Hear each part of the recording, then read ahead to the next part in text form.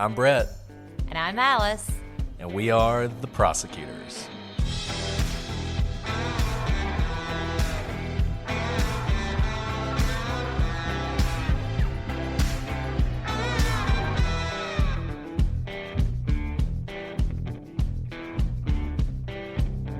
Today on The Prosecutors, we continue our investigation into the murders of Lacey and Connor Peterson.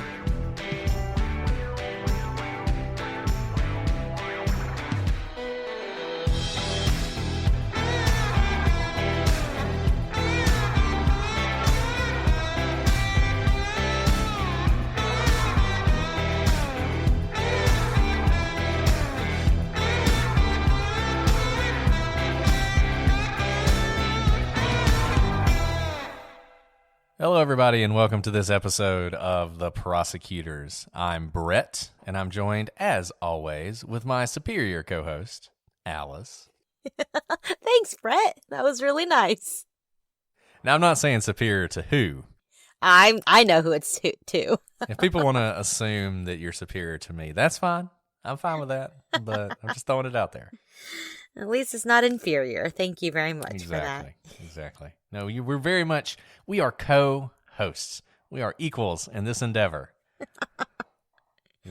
Alice doesn't just sit here and say full body chills the whole time. She's come on. Yeah, whatever. We wouldn't want that. Anyway. Brett, you're on a tear today. What's up? I don't know. I just making jokes. I got lots of jokes. So, but we are so glad to be back with you guys doing this Scott Peterson case, Lacey Peterson, Connor Peterson. This is our 4th episode. I don't know. I think we're going to get finished today, Alice, but I'm not sure. We might have a record 5th episode if we don't. Sometimes we just get excited and can't stop commenting about, and there's so much to comment about in this case. So I'm not totally sure we're going to finish today, but that's okay. Yeah, it's okay. People, just giving people what they want. They want to hear a lot. Did I just hear some clinking of some whiskey? Yeah, that was whiskey. Sorry. So maybe this is going to be like a 6 episode thing. Yeah. Possibly. Who can say? I do want to say before we get started, Alice and I were just talking about Hannah Hill, who we've mentioned before, but we've mentioned her at the end of the podcast. So I want to mention her here at the beginning when you guys are still listening and you hadn't gotten bored with us. Hannah's doing all the art for our podcast these days. So all these awesome pieces of art you're seeing with the podcast, she is doing, and she is brilliant and awesome. And you guys should check her out at Serious Moonlight on Instagram. You'll see the stuff that she's done for us, as well as some of the other stuff she's doing. So I hope you guys will check her out, and I hope you'll support her. We need to support people like Hannah. She's amazing. And I don't know. She's amazing. Brett and I were talking about this. So Hannah does not listen to our podcast before she creates the art. We tell her the case we're going to do, and like good artists and smart artists, she is able to grasp the core of these issues and create these beautiful pieces that you guys see that when you look at the picture, you automatically know what case it is. It goes to the heart of the case. And again, she doesn't listen to us before she does it. So I'm so impressed, Hannah. Thank you for your work, and go support her, guys. Yeah, and just take this case. The art she did for this case was Mackenzie, the dog, with the leash. And that might not be the thing that someone would think about who just casually thought about this case, and yet that is so important. In some ways, it's the heart of this case, what Mackenzie was doing, and the fact that she was found wandering around, or he was found wandering around. And we're going to talk more about that today, actually, as we get into this case. We have started on the prosecution's case. We're going to continue that today, and we are, we're not going to rush this thing. We'll get as far as we get. If we finish the story today, that's great. If not, we'll be back next week with more. But in any event, Alice, I will turn it over to you. Absolutely. So last time we ended with a bit of a teaser. We were getting to Amber Fry, and now Amber is one of Scott's girlfriends. And I say that because he's had at least 3 girlfriends during the course of his marriage to Lacey. And Amber had no idea that she was the affair, that she was the girlfriend. She did not know Scott was married. And it's wild that the police had a press conference to introduce this woman, Amber Frey, to the world. They were concerned that the National Enquirer would get there first. Now, this is really interesting. As you guys know, the media was covering Scott and Lacey's case 24/7. And so Amber came forward, and they wanted to keep it a secret as long as possible. But the media got a tip that the National Enquirer would probably break the story, and they didn't want to be beat by the National Enquirer. And this is so interesting on so many fronts because it shows you the damage the media can do, really. I mean, I don't want to be critical of the media here. You get this story, you got to run with it. But the police were using Amber. Amber was recording conversations that she was having with Scott, attempting to get him to give information about this case and maybe even admit this case. And that was incredibly valuable for them. But all of a sudden, they see that they're going to lose this incredibly valuable resource they have. And so it's one of those things where they have to get out ahead of it. Alice mentioned that this is at least the third girlfriend Scott had. Alice and I were talking about this a little bit before we got started. It's crazy. One of the girlfriends actually walked in on Scott and Lacey in bed, and you got to imagine this woman's thinking, my boyfriend's cheating on me with some other woman, and in fact, he's in bed with his wife. So, right. So the other girlfriends didn't know that they were the affairs. And now, this is something that's really interesting, Brett. When you said that the other girlfriend walked in on him and Lacey, that means there was no doubt that Lacey knew he was a philanderer, that he cheated on her. Now, where this fell in their marriage, where it fell with respect to when she got pregnant or when she found out she was pregnant, it's not clear to me. But she knew that he was a cheater, and she stayed with him. Now, this isn't uncommon. She's married to him, and, eventually she gets pregnant with his son, and I can imagine wanting to make it work. But this is not a situation where Lacey was in the dark about the girlfriends, or at least one girlfriend. And let me say this. I'm not going to criticize Lacey at all because lots of people make a lot of things work, particularly when there's a kid on the way, right? But I think one thing about that we can say, you hear from Scott's family a lot about how Lacey never said a bad word about Scott, how Lacey never complained about Scott. That doesn't mean there wasn't anything going on in that marriage, and it doesn't mean that marriage didn't have problems. Apparently, Lacey was one of those people who, whatever was going on in her marriage, she kept to herself because she certainly had reason to complain about Scott. She certainly had reason to say bad things about him if other women that he's having affairs with are walking in on them in bed. She could have complained about that, but she apparently did not. So to the extent there's this, they had a perfect marriage other than the fact he's cheating on her with Amber, we don't know that because we don't know that Lacey would share any problems they were having in their marriage. And this is one of those things we could probably talk about a lot. I don't know if we want to talk about it right now or later, but you do have to wonder if with a child on the way, at some point Lacey said to Scott, this has to stop. We got a child on the way. You have to be committed to this marriage or you need to go.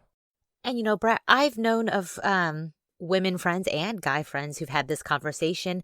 And oftentimes there is a change in the guy. He's like, you know what? I need to grow up. I'm not in college anymore. I don't get to kind of live the 20s lifestyle anymore. And there does come a change. So if they did have that conversation, I've known those conversations to go well before. And for whatever reason, Scott decided not to change. Not only not to change, but to kind of lean harder into this life that he was living.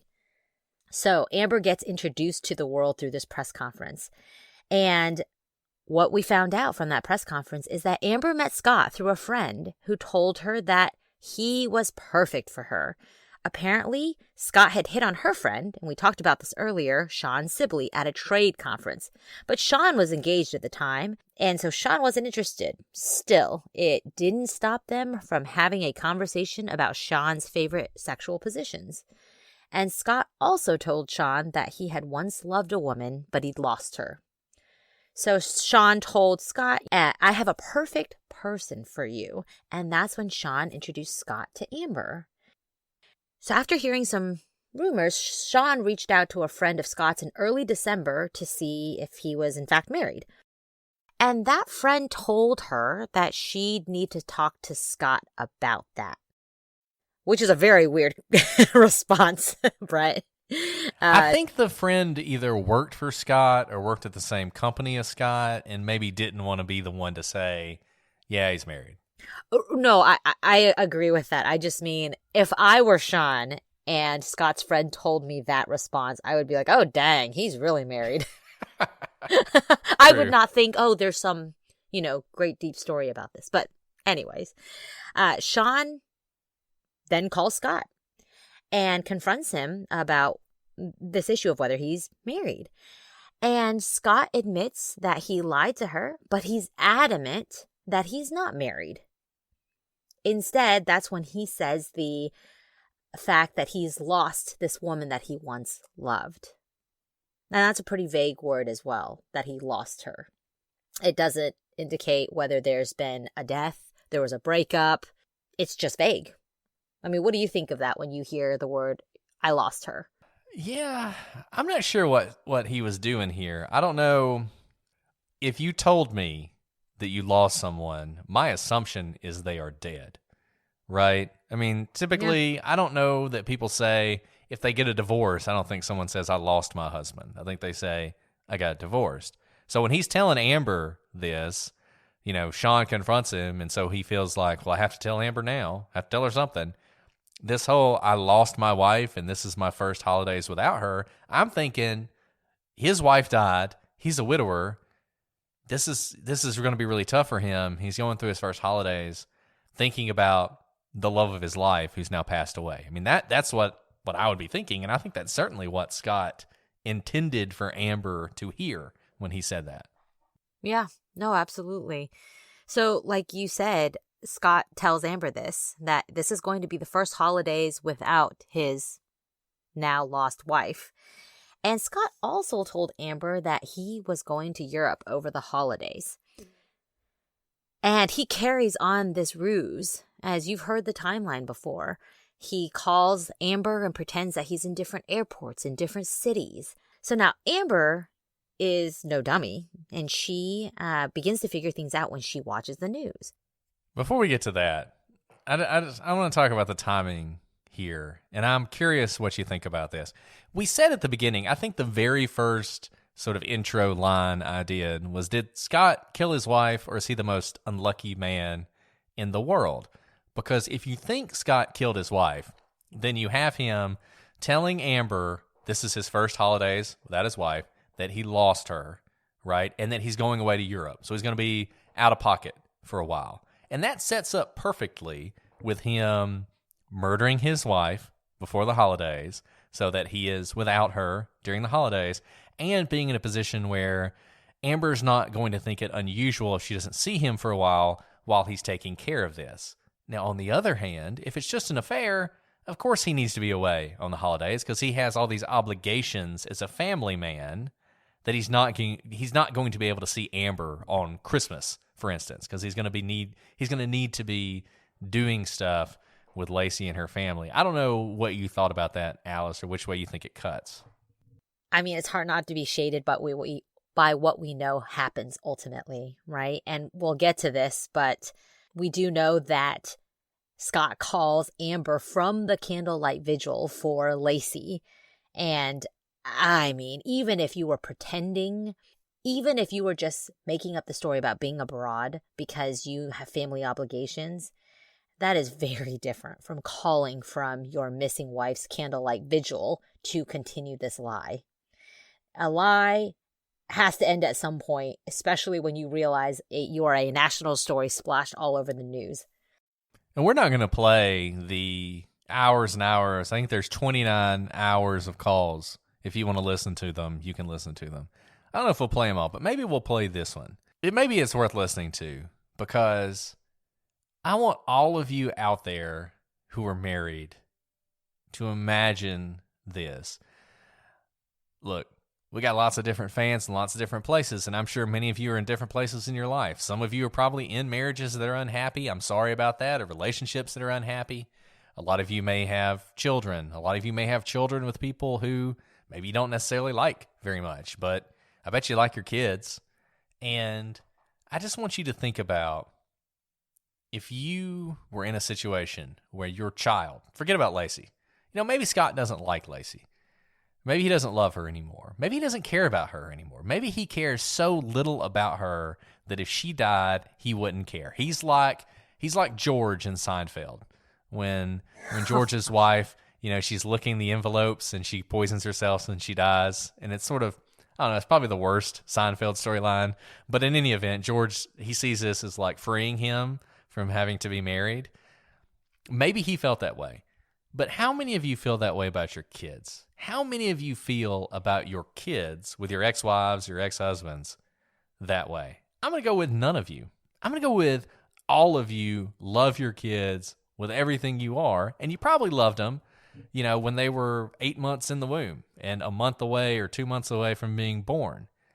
Imagine that you were in this circumstance. Yeah, you didn't love Lacey.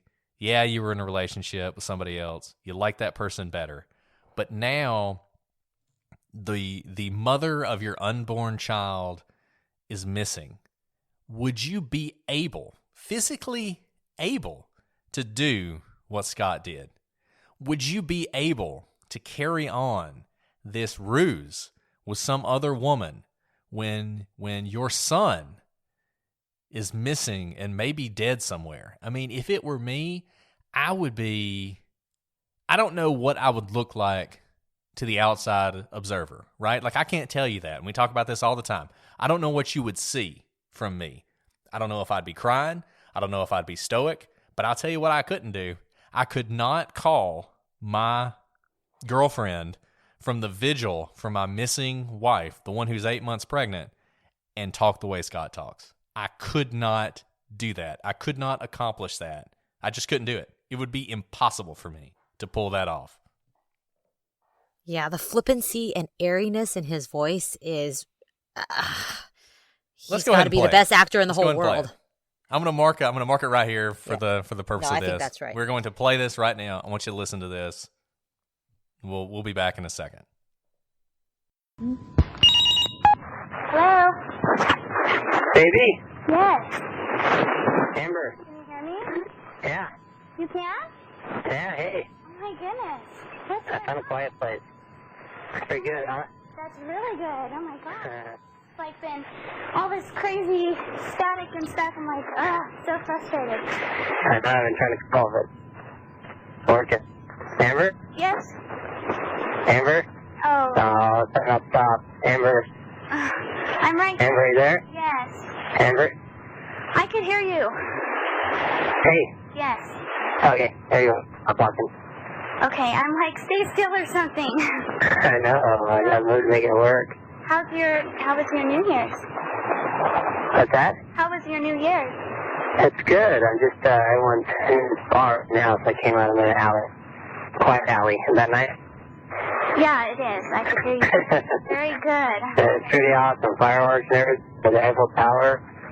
The people all playing rock songs. Uh-huh. It's pretty funny.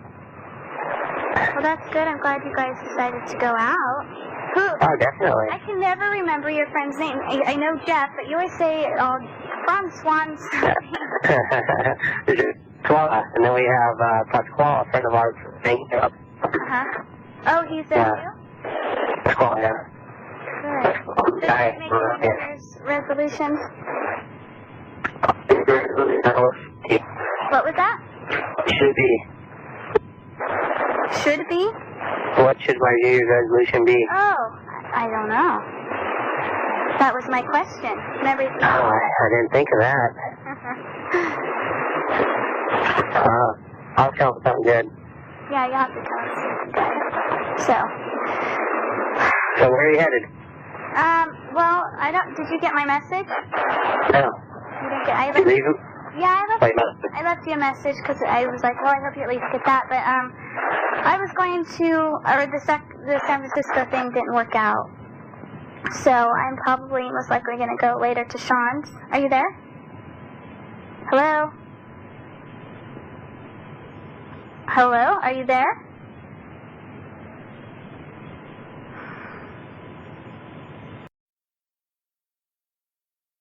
Shopify is a platform built for growth, whether you're just starting out or already running a thriving business. From managing inventory to creating a seamless checkout experience, Shopify is designed to handle it all. And it doesn't stop there. Shopify helps you sell everywhere your customers are, online or in person. It's the ultimate tool for turning big dreams into big wins. Sign up for your $1 per month trial period at shopify.com/OPP. If you're looking to streamline your audio advertising buys and maximize your revenue, look no further than Triton Digital's programmatic audio advertising exchange, A2X. The private exchange consists of only licensed broadcasters and top-tier internet radio publishers, assuring the quality inventory and brand safety you can trust. Visit www.tritondigital.com to learn more. Brett, I have nothing more to add except that it's chilling to hear his voice in such a flippant manner when we know what's happening in the background. You've seen video of it. There are hundreds of candles lit and strangers crying for Lacey. And here he is stepping off to the side to give his girlfriend of a couple of weeks a phone call and lying that he's in Paris. And we may have skipped ahead just a little bit, but let me tell you, the reason we have these recorded calls is when Amber realizes who Scott is, she does the right thing. She calls the police. And instead of outing that she knew who Scott was and that he was lying to her, Amber agreed to cooperate and to record her phone calls with Scott. And that's how we have so many hours of recorded phone call between Scott and Amber. And I mean, you heard that elaborate lie. He says he's in Paris. He's talking about intricate details like fireworks at the Eiffel Tower, not just that he's at the Eiffel Tower. I mean, it is an incredibly detailed lie that goes on for hours of conversations, for days, for weeks. Now, Amber and Scott, they talk dozens and dozens of times. There's about 29 recorded hours of calls. But that's a lot of calls. Yeah, a lot. That's a lot of calls. And it went on and on and on. Right. And now Scott claims he only talked with Amber to keep her from going public, lest it interfere with the investigation. How magnanimous of him. So I know. in He's such a great his person. own defense of himself, he says, "Oh, I only kept talking to Amber because I didn't want her to suspect something was wrong or that she would turn against me. And then if she went public, then I knew the whole world would focus on the affair I had and not on my pregnant, missing wife." And, at some point in these phone calls, Scott does admit to Amber that his wife has disappeared. I mean, at this point, it's been in the news for such a long time. And so there's really nothing else he can do but to admit to Amber. But he doesn't admit to her fully. He doesn't say, "I'm sorry, I've been lying. It's all bad on me." He again turns it that he was doing this for the good of his missing wife. All of this time, Scott has shied away from the media. We've talked about how he covers his face when he's walking to his car. Whenever the paparazzi are right there in front of his house, he doesn't talk to anyone. And the narrative against him is strong. The media can't get him to talk, and so they start interpreting his actions or inactions. Scott decides, he's going to take matters into his own hands. I don't know why he decides to do this, but he decides to give an interview, an exclusive interview where he will sit down one-on-one with Diane Sawyer. Now, you have to imagine what a big deal this was at the time. No one had really even heard his voice. He hadn't made pleas to the media. He hadn't spoken to the media. He covered his face whenever he saw the media, and now he agreed to do a kind of a tell-all with Diane Sawyer. And during that interview, you've seen these interviews. You've probably watched this interview.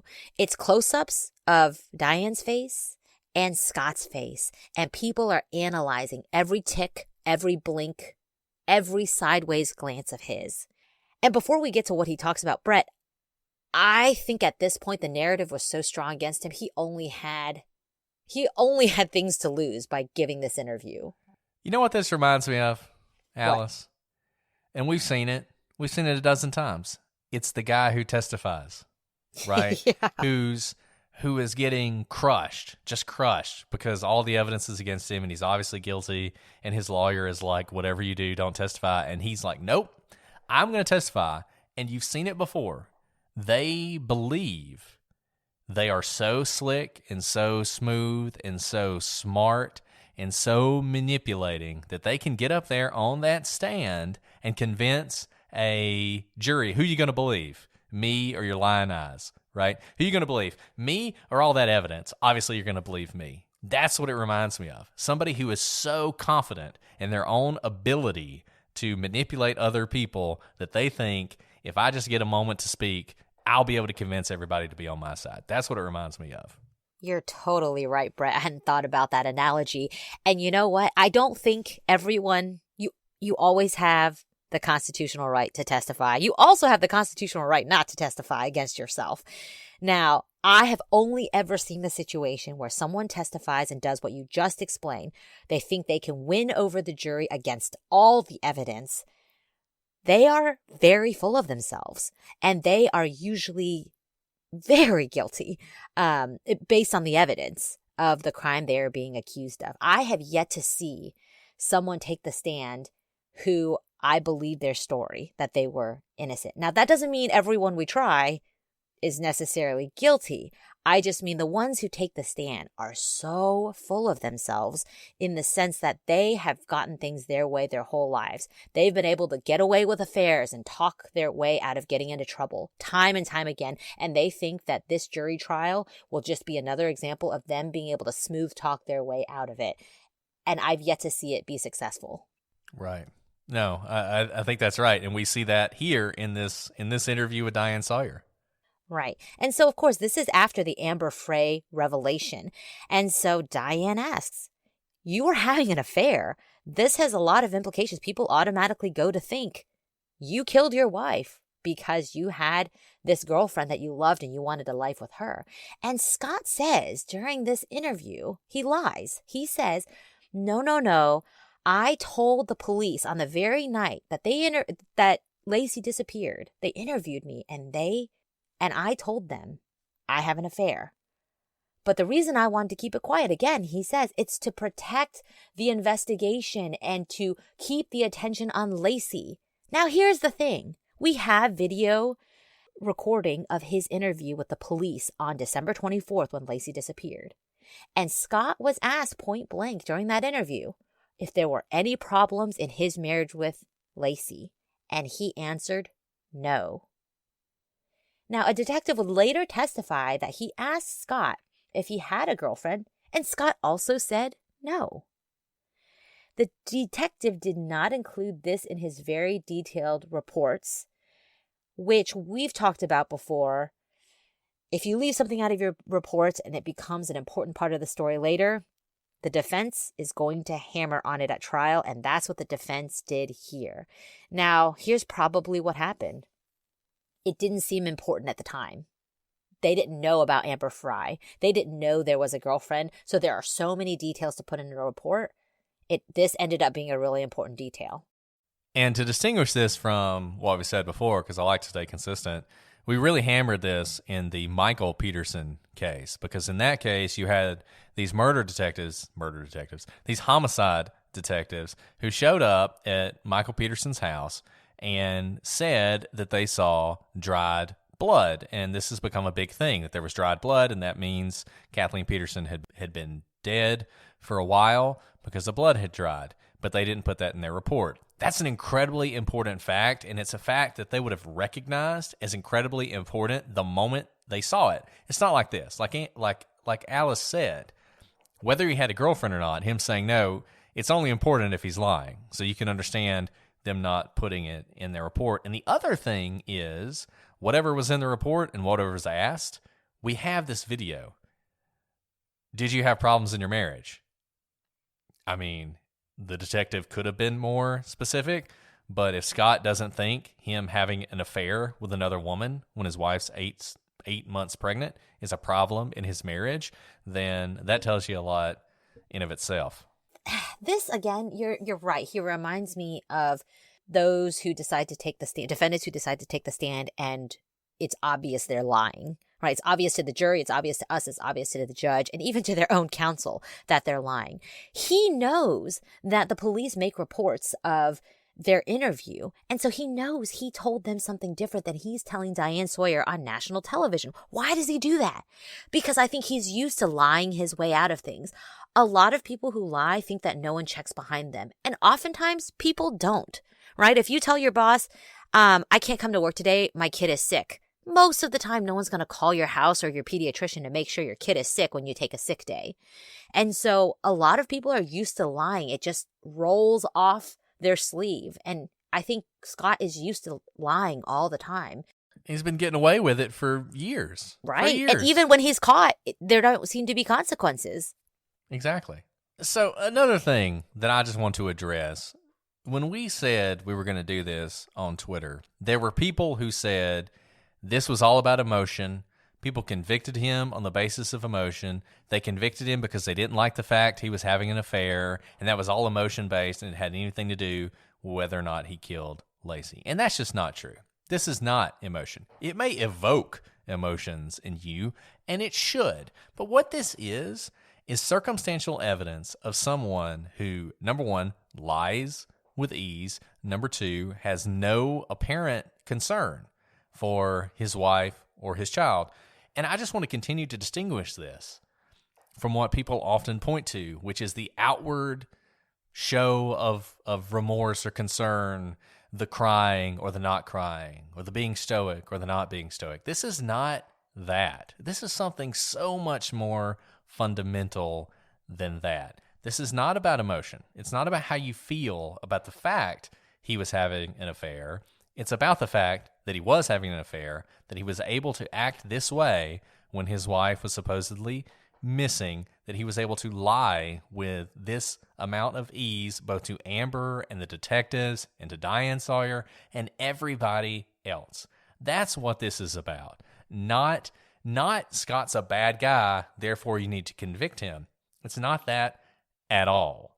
And the fact that that emotion comes along with this doesn't mean you should discount this as evidence, as legitimate circumstantial evidence that Scott is guilty of murdering his wife.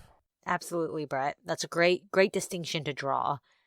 Now, the timeline gets even more hairy when it comes to Amber. On December 23rd, the day before Lacey goes missing, Scott rented a mailbox at Mailboxes, etc., so he could receive letters from Amber. The prosecution put this evidence on, but honestly, which way does it cut?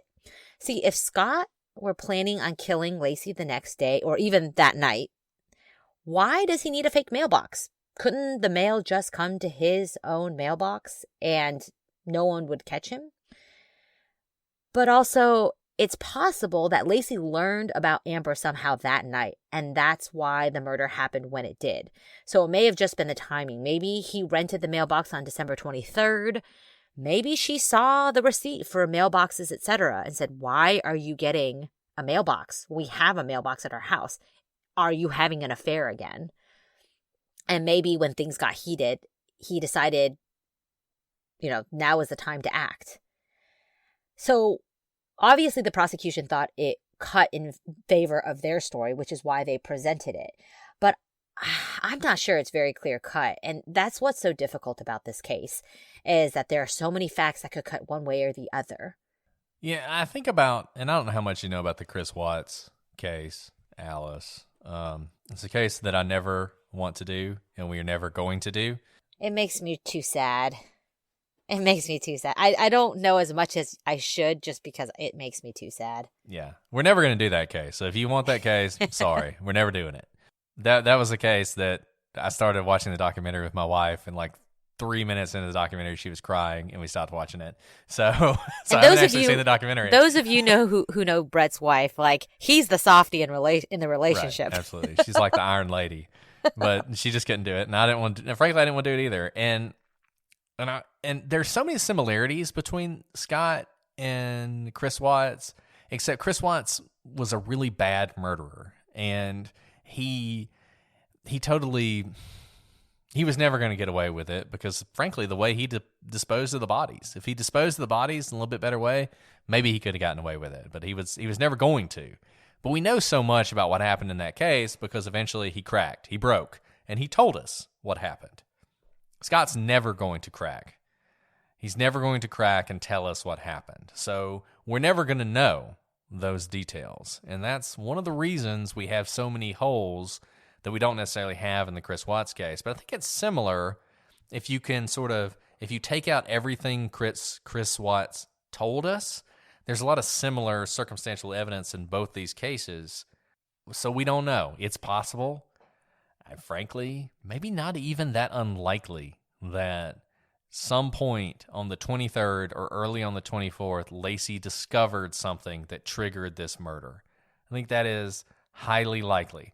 That it really wasn't as planned as we say it is. Now, I say that turning back to the December 8th and December 9th web searches about currents in San Francisco makes you think it was pretty premeditated, but it's possible it wasn't, or it's possible he wasn't going to do it then. You could even imagine a circumstance in which Scott Peterson intended for Lacey to have that baby, and then he was going to off her. I mean, that's a possibility. I don't know, right? I don't know, Brett.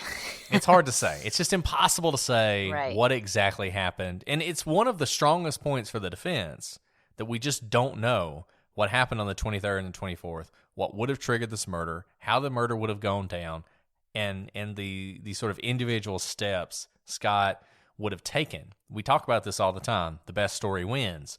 This is a huge missing chapter in this story for the prosecution. They just do not know what it was that happened that day. I mean, of all days, the day before Christmas, to murder your wife. What it was. Was this planned or was it random? They don't know. Real quick on that. I don't know. I don't have any more answers than you, Brett. But when you just noted, maybe he had planned on Lacey having Connor and then offing her, I find that hard to believe because I don't think he wanted to be tied down with a wife or a child. Because back to the conversation with Amber, if he had kids and he said no, I mean, whew, that's a good point. That is I can't even. It's hard to lie about something like that. And again, so easily. Because what would happen in like a month when he had a baby? That's a good point. He probably didn't intend to do that. Right. Okay. Sorry, I've cut you off. There's a lot more to cover. Let's keep covering things. This is why Alice is such a good prosecutor. Okay. This is why people think I'm cold-hearted. So let's run through a few other things that the prosecution brought up at trial as evidence against Scott. One of them we've mentioned briefly before, and that was sort of the cleaning of the house. So Scott told the police the reason the mops were out was because Lacey was going to mop the floor that morning. But the maid had been there literally the day before. So she'd been there on December 23rd, and she had mopped the entire house. This was not a maid that they had just hired. She had cleaned the house before. So apparently she wasn't so awful at her job that Lacey would think, I'm 8 months pregnant, but by goodness, I got to mop this floor again because she missed a spot or whatever. And it's hard to believe that she would go through all that trouble to mop the house when no one's coming over, right? They're going over to her parents' house for Christmas Eve. And so it's not like she's preparing for guests. Right. Yeah. Now, I guess she was having this Christmas brunch where she's going to serve the Grand Marnier French toast that she made. I guess they were having that on Christmas, I guess. But it still doesn't explain why she would feel the need to mop the house again. It doesn't explain why she would feel the need to mop the house. Certainly the whole house. Even if there was some place that needed to be mopped, why'd she need to do that? It doesn't explain why Scott wouldn't just do it for her, other than the jerk defense, which is his ultimate defense for all this stuff.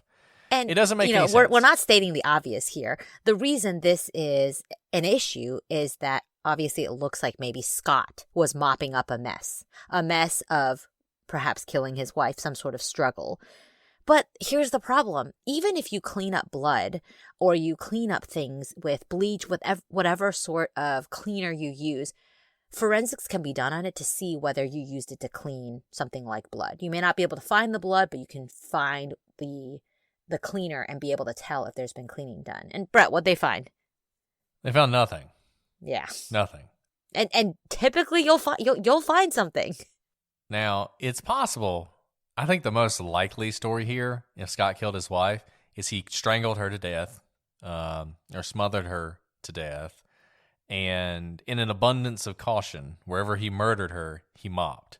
There wasn't any blood. There wasn't really anything to find, but he's freaking out because he just killed his wife, and so he's trying to be thorough, right? Like, I think that's the most likely story for why this happened. Now, another possibility is that Lacey was going to mop. That is a possibility, and that something happened in between when she decided to do that and when Scott left, where he murdered her. I mean, there is always the possibility that this was a spontaneous act because Lacey had stumbled upon something and said, I'm leaving you, or whatever. I mean, that is absolutely possible. So that's the cleaning. The other thing people point to that I feel like often doesn't get mentioned in things like the documentary are Scott's interesting additions to his cable package. Once again, you just have to put yourself in this position. Your wife, who you may not love or you may love, is missing with your unborn child. And on January 8th, Scott adds the Playboy channel to their cable. That not being sufficient for his needs, 5 days later, he drops the Playboy channel and he adds the 10 ecstasy package, which I've never had the 10 ecstasy package. I am familiar with Playboy, but I'm not familiar with the 10 ecstasy package. I understand it is more hardcore than Playboy, so I guess he needed a little bit more in his life than Playboy could provide, but he adds that to his cable package. And I just have to wonder, the sex drive being what it is, and for some men being overwhelming, would you really need a porn channel 10 days after your wife goes missing while you're still looking for her? Is that really something that you would be thinking about in that circumstance? Okay, give him the benefit of the doubt, Brett. He's thinking about that.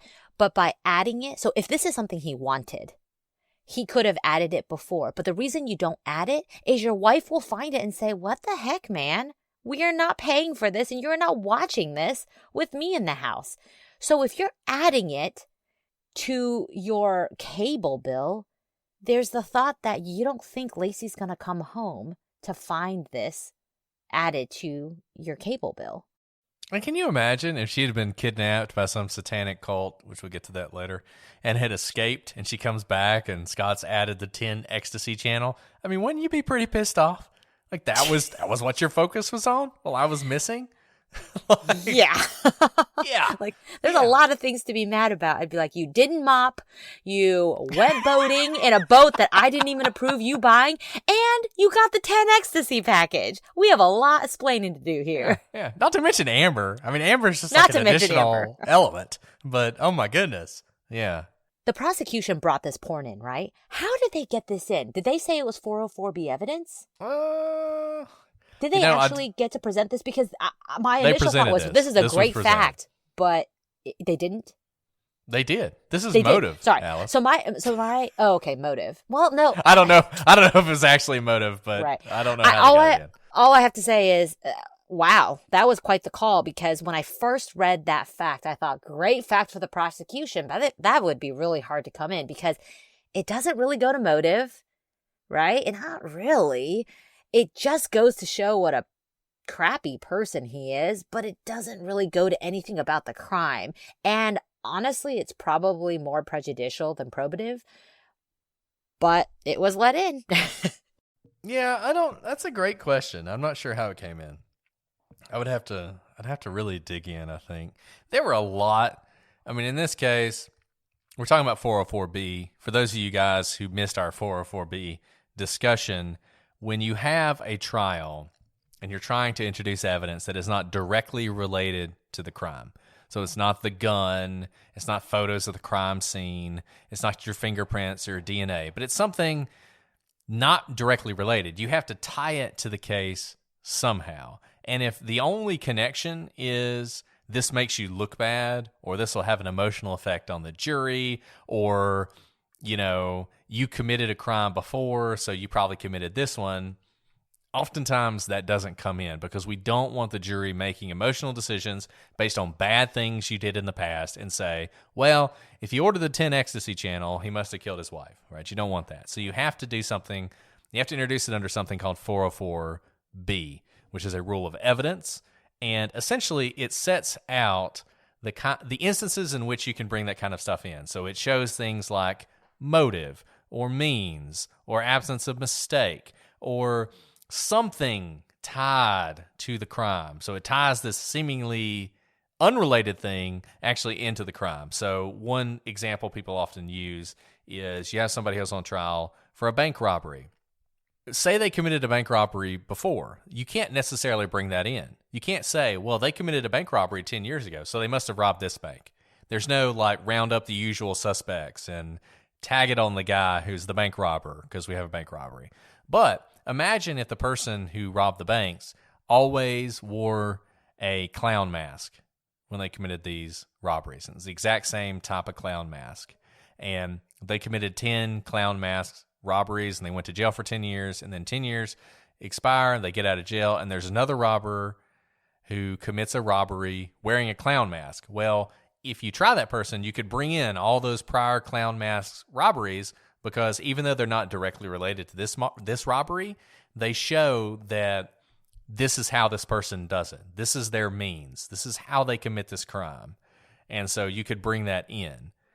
So Alice is pointing to that saying, what is the connection? It looks bad for Scott, but what is the connection to the crime that actually brings this in and makes it not so much more prejudicial to Scott than probative of his actual guilt that you'd be able to put it in? Great explanation, Brett. Sorry for jumping in on that. Thank you, Alice. My expertise as an evidence teacher shining through. Oh, Brett, we've been talking for almost an hour, and I realize we've gotten through 3 paragraphs of our notes. Know, so much we for doing that episode 5 here, guys. Sorry. Those of you who hate Scott Peterson and his case, you may have to endure another one. So, in addition to ordering porn, Scott also, the day after Lacey disappears, Lacey's brother is at his house and they want to put up missing posters. And Lacey's brother, understanding that the greatest tape is duct tape, asks if Scott has any duct tape that he can use to put up some of these posters. And Scott says he will go get some at his warehouse, which is only 10 minutes away. 2 hours later, he returns with duct tape. Now, why is this significant? Is it significant? I don't know, but it became evident once the bodies of Lacey and Connor were discovered that duct tape had been used on Lacey's body. If you're wondering about the duct tape, Scott obviously had access to that at his warehouse. But what was he doing for 2 hours? And we don't know that he actually went to his warehouse to get it. 2 hours is a really long time, especially when you are in the middle of putting up missing posters, right?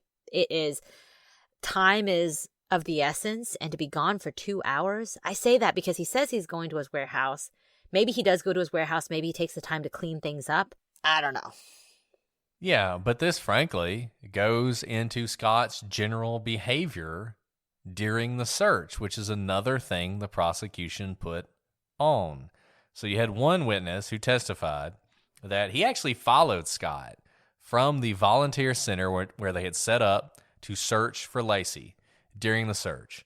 And he follows Scott to a mall parking lot where Scott literally parks his car and just sits for 45 minutes. You had multiple witnesses who would testify that Scott did not really actively participate in the search. And going back to the purpose of this testimony, it's essentially to show that Scott, there's no point, why waste your time in searching, right? He knows exactly where his wife is. She's in the bottom of the bay. I actually think that's pretty good evidence. I think it's pretty strong. Much weaker are the people who talk about how Scott referred to Lacey in the past tense in television interviews. People say this is significant all the time. Sort of the purveyors of the junk science of behavioral analysis will tell you that referring to someone in the past tense means that you secretly know they're already dead. Whatever. Everybody who's ever lost someone, everybody who's ever had someone disappear, they may know in their heart of hearts that they're never going to be found, that they are likely deceased, and they may refer to them in the past tense. And in fact, in this case, members of Lacey's family referred to her in the past tense before she was found. So I don't find that all that significant. But what I will say is significant is the fact that Scott's golf game did not suffer while his wife and unborn child were missing. And in fact, Scott was playing golf days after Lacey and Connor were found, murdered, and dumped in the bay. And I mean, it is possible that Scott is a psychopath who didn't murder his wife. That's possible. But I don't want to imagine this, but attempting to imagine the state I would be in if my wife was murdered while carrying my child. I mean, even talking about it sort of like brings tears to my eyes. I would be locked in a dark room with a bottle of Jack Daniels, drinking myself into oblivion if that happened. I would not be playing golf. And, I think when we talk about emotion, that's exactly right, Brett. I think people around the country who didn't even know Lacey were reacting the way that you said you would react, and they didn't even know her just because of how tragic the story is. This 8-month pregnant woman murdered, and her unborn son murdered as well. I mean, there were people on the news who didn't know her who were bawling their eyes out when the news came back that the DNA results matched that of Lacey and Connor. And the police said that Scott had almost no reaction when they told him about the DNA results. Again, it's hard to peg how someone should act in tragedy, but like you said, it is hard not to react. And we saw time and time again people all over the country reacting in probably more typical ways than Scott did. And I'll just say this. I always thought it was appropriate he was arrested at a golf course. He was arrested at Torrey Pines, which those of you who've played the old Microsoft golf game, Torrey Pines back and forth. But that's where he was arrested, and it's an appropriate place because he cared more about playing golf than he did about his wife and child. Right, and there's just a lot. I mean, the prosecution has a lot of nuggets like this, right? They also have all of Scott's trips to the marina because the police put a GPS tracker on Scott's car. On at least 3 occasions before Lacey was found, police tracked Scott to the Berkeley Marina. And apparently he would just drive there, which remember is about an hour and a half from his house, and he'd sit and stare out over the water. That is a weird thing to do. Now, here's what's weird. You just mentioned, Brett, that one of the volunteers for the search observed that Scott drove to a parking lot and just sat there for 45 minutes. If you were trying to keep up the ruse, I would think that he'd actively participate in the search and make sure that they stay away from where the body ultimately is, the marina, right? Be like, well, she loves this trail in the forest. Let's go look in the forest. Right? I always told her, don't go out there. You're very pregnant now, and there's lots of twigs and things that you can trip on. I would think that he'd be actively leading them away, but it's so strange, and I think just goes to his psychology when he's sitting there for 45 minutes and then does the same thing when he thinks no one's watching. He goes to the Berkeley Marina. Now, that might be because he knows he dumped the bodies there, and he's hoping no one finds out, being overcome by guilt, what have you. Or it might just be he's feeling a different type of guilt if he had nothing to do with Lacey's murder, that he knows this was where he was when she disappeared. And if he weren't there, he could have been there to protect her. I'm just giving 2 sides of the story because and that's very, very considerate of you and thoughtful of you for Scott. This for me is one of the biggest pieces of evidence because to me, it shows so much consciousness of guilt. It seems like the kind of thing you would do if you had committed a crime, you'd murdered somebody, and you had disposed of the evidence in the bay. And it's like you're constantly drawn back there because you know that's where it's all at, right? I mean, that's what it's all about. They're either going to find it or they're not. And if they don't find it, you're good. And just the psychological pull back to that place where the evidence is located, to me, that's huge. That's huge that he keeps going back there. So I don't know. When I read that, for me, that was it wasn't even that big a piece of the prosecution's case. But for me personally, and goes to jurors, and we talked about this before, that for each juror, there may be one thing that triggers them and one thing that convinces them. For me, this would be a big piece of evidence. Brett, you know what this reminds me of? This actually reminds me of our Hinterkaifeck episode with the axe murderer. Now, it's still technically an unsolved case, but in our episode, we think a lot of suspicion falls on Lorenz, who was Victoria's fiance, and they did not ultimately get married, and who claimed paternity of her son, who was very likely not Lorenz's son. And one of the pieces of evidence that we thought pointed to the fact that he may have been guilty of their murders was that he kept going back to the place where they were murdered and staring at the ground and talking about digging a grave for them.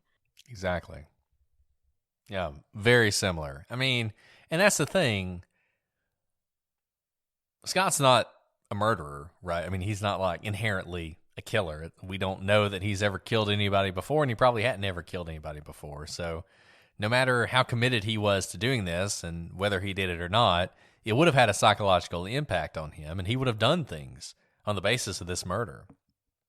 And this feels like that. It feels like you said, like what Lorenz did. It just, the constantly coming back to it. Or even, I mean, there's so many. We talked about the Amityville horror, and we talked about the murders that underlie that, and the fact that Butch just keeps coming back to the crime and recreating it and telling a new story. It's the same type of thing, just being drawn back to this moment. And I think that's what you see here. Right. And you know what's so strange for me about this piece of evidence, though? This seems to be the only time Scott seems to feel any remorse about what he did. Because let's talk about the nursery. Remember, they were about to welcome Connor, their baby boy, and they had a nursery set up. It was being decorated by Lacey. It had like a boat theme, a lighthouse theme. And when the police returned to the Peterson home in February, so Lacey's been gone for almost 2 months, Scott had essentially turned the nursery into a storage room. There was still the crib in there, but he'd piled a mattress and office chairs and clothes and other items into it. And some of the items had come from his warehouse. So the defense argued that this was just to keep the media from looking through the windows, but we have a picture of what the prosecution submitted as evidence at trial, and you can see that just doesn't hold water. There's a lot of junk in the nursery, but it's not piled up against a window. The window has blinds. The blinds are drawn. It doesn't look like you can see through those blinds. So it doesn't seem like those things are piled in there to keep the media from looking in. Really, it looks like a pile of junk. And now, okay, it's been 2 months. Maybe he's lost all hope that his wife and son are safe and that they'll come home one day. But to treat this precious room so carelessly, again, goes to kind of that lack of remorse, lack of care for the fact that this is his baby boy's room, a room that he'll never come back to. And just compare this to the way people treat the rooms of victims all the time. You know, it is almost cliche that parents who lose a child will often keep the room as a shrine. They don't change it. You know, it's they walked out that day when they were 15 years old and they were murdered, and 10 years later, if you walked into their room, it looks exactly like it did the day they left it. I mean, you hear that all the time. And yet, for Scott, they haven't even found the bodies yet. They don't know. For all he knows, she's just had that baby. You know? And yet, this is what he's doing. That's a good point. You know, February is when his baby was due. And so there's even more importance in that month. You can imagine the grief of a parent if this is the month that their child was supposed to come home and that room is empty. But to treat it like a storage closet really demeans the room. And things are not orderly in there. It's not like he wanted to put things in there because he needed room. I mean, it really looks like a pile of junk. No, it really does. And we're going to put this image, which was an exhibit that the prosecution entered into evidence. We'll put this up on the website, and you can take a look at that for yourself and tell us what you think. And it's like in the middle, right? Like I could imagine two responses. One is you don't change a thing. The other is you change everything.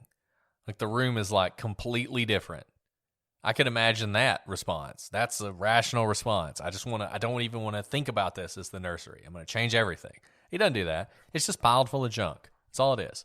And this story that it was to keep the media from looking in the windows is BS. Whatever he was doing here, that wasn't what he was doing. So you can forget that. So we're definitely going to end up doing 5 episodes on this. Sorry if you hate this case. There's so much good stuff in this case, and we don't want to rush it. But the last thing we're going to talk about today are the anchors. And this is a key part of the case. And if you follow this case, you know that. If you don't follow it, you're like, what are you talking about? Well, recall, when Scott bought his boat, he bought it without an anchor. And Scott, being the frugal guy that he is, rather than buying an anchor, he told the police that he made one out of concrete in his warehouse. And indeed, a concrete anchor was found in his boat. In addition, concrete residue was found inside some of the buckets found in the warehouse.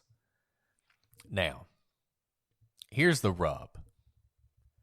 The question that people have always asked is, did Scott make one anchor or did he make more? And the reason this is important, Scott, if he dumped a body in the bay, he didn't just throw it in the bay.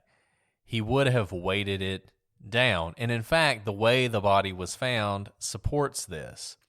As you may recall, all we really have is the torso. The arms, the legs, the head are gone. And this is consistent with what would happen if you, for instance, tied anchors to the body. The way, and this is disgusting, so, bear with me, but the way decomposition happens, if there were, say, a storm or something that disturbed the body that's being weighed down, the torso would break away, the parts that were tied down would remain. And that's what we have. We have the finding of a torso. So it's consistent with that there would have been anchors. And so the prosecution's theory was that there were multiple anchors, other than the one we found in the boat, that were used to weigh down the body. According to the prosecution, you can see at Scott's warehouse where Scott made the anchors. And according to the prosecution, there are multiple what I'll call voids or areas of less powder on that surface. So you can imagine Scott's making an anchor. He's pouring powder from a bag maybe into these containers.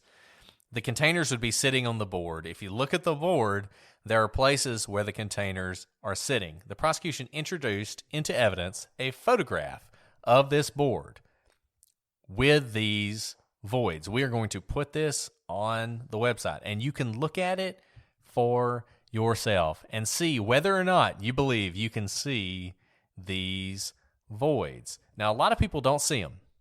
A lot of people look at this photo and they do not see the voids in the photos. And it's possible they aren't there.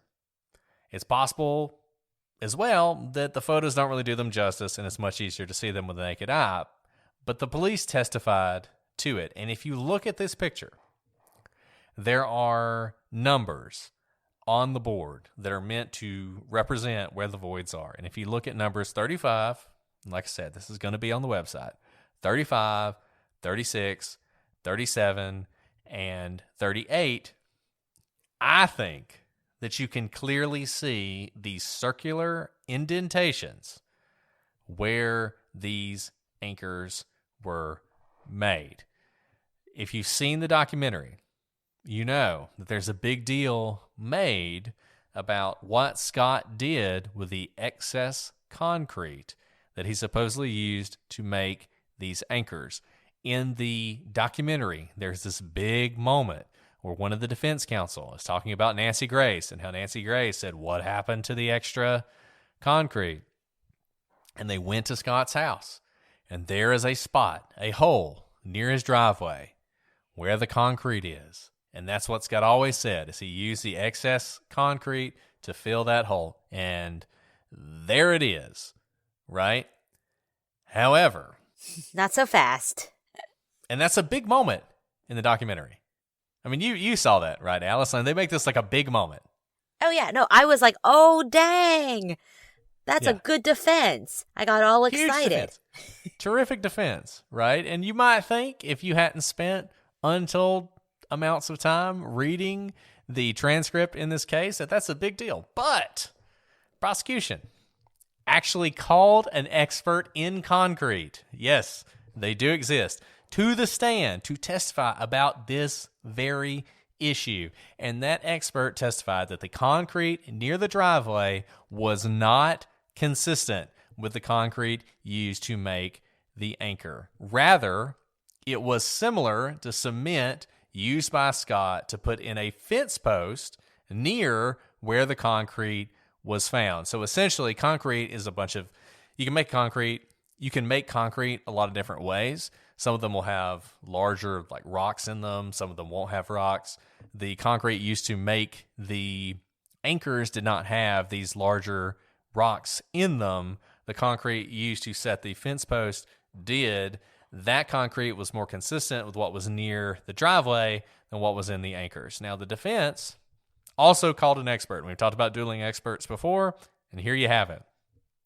They called an expert who said that he thought these actually were the same kind of concrete used to make the anchors as used in the driveway, so the jury had to make their own decision.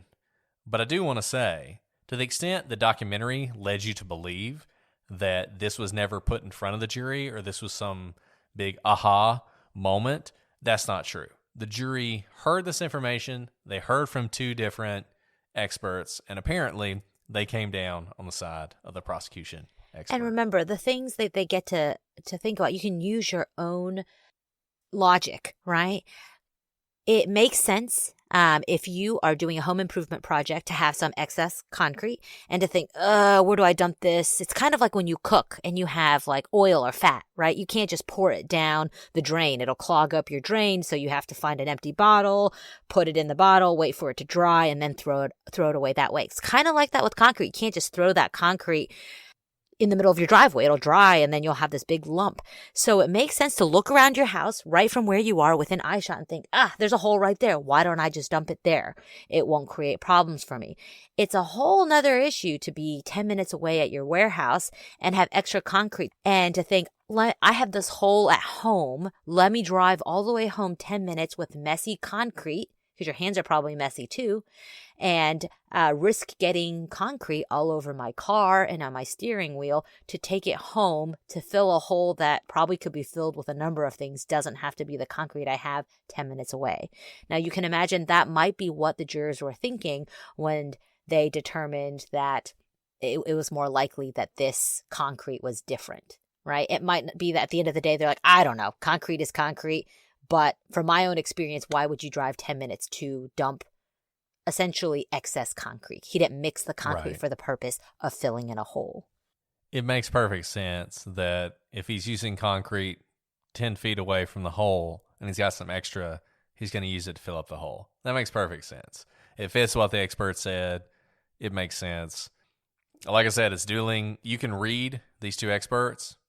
They're experts on concrete. It's not that interesting, but you can read it and you can hear what they say and you can determine for yourself what you think is more convincing. But I think Alice is right. At the end of the day, put aside what the experts say. It just makes more sense that he would be using the concrete close to the hole rather than moving this concrete from his warehouse to do this. So take a look at the photos, see if you see the voids, read the stuff, read the experts, and you can decide for yourself. Like we said, you guys are the jury in this. You know, we're just giving you the evidence with our spin on it, our admitted spin on it, but you can read this if you want to. It's available online. It's all there. And we hope you will do that.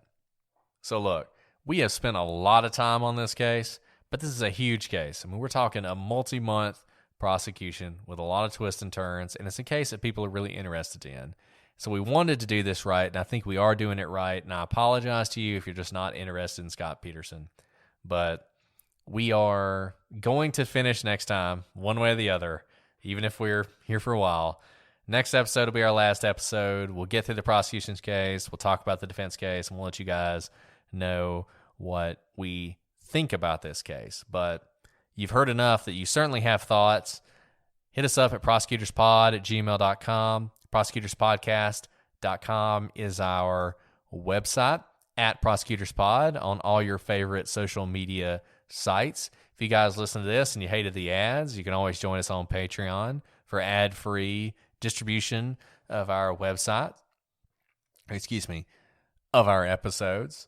We also have a store where we will sell to you Prosecutors Podcast swag, shirts, coffee mugs, onesie for your infant, and all the proceeds from that go to support the Cold Case Research Institute and all the good work that Cheryl McCollum is doing with them. So you can buy, and you don't even have to feel like you're helping us profit off of the sadness of all these crimes. You're actually helping to do some good. So we hope to hear from you guys.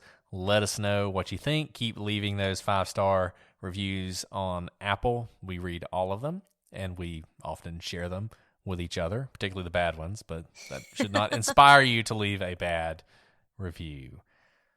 Well, Alice, do you have anything else you want to add before we sail off into the sunset? No, I'm just a little intimidated that you promised we're going to be finished next time. We're totally going to be finished next time. I am committed. Though who knows? This is a huge case. Huge case. The biggest one we've done, no doubt. And one thing I do want to emphasize, and Brett just said this, but you know, we get some criticism sometimes when we present a case, and if someone doesn't, and this mostly happens, as you've mentioned before, Brett, in the Missy Beavers case, where people say that we pick and choose what to present in the story. This time, remember, we are presenting to you exactly what the jury heard in a much, much condensed manner. But we're not picking and choosing what facts to share with you. We are taking you through the trial. So keep that in mind when you're hearing these tidbits. Exactly. I mean, this is as close as you're going to get to sitting on the jury in this case without spending 9 months of your life doing it. So there may be, I don't know if there's a podcast that spends a whole season or multiple seasons on this case. It's hard for me to believe you're going to get a more in-depth dive into this case than you are getting right now. So we hope you're enjoying it. We hope you're getting a lot out of it. Let us know if you have comments or criticisms. We will be back next week with another episode, hopefully the last episode on this case, but we'll see. We don't want to cheat you. But either way, until then, I'm Brett. And I'm Alice. And we are the prosecutors.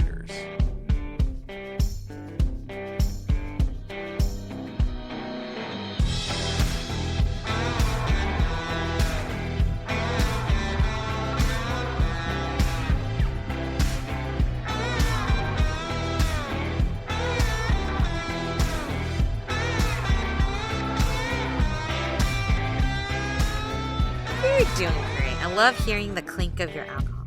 Hopefully I'm not slurring my speech with all this bourbon up. It's my fault because I made you wait so long. You got really drunk while waiting for me. You're on speaker. So drunk. Testing. Did you see that woman, Diane Schuler, who was like, The male prosecutor laughs too much when he talks about drinking.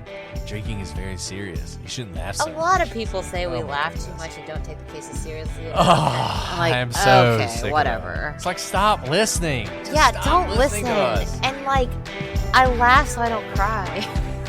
No, seriously, we're talking about people dying here.